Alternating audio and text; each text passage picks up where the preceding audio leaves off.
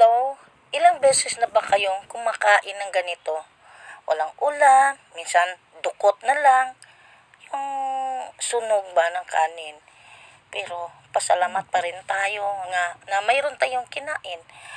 Yung iba nga dyan, natulog, nang walang laman ang kanilang mga sikmura. Pasalamat pa rin tayo na mayroong kanin dyan. Basta na lang, our empty stomach will be filled with food para hindi sumakit ang tiyan natin.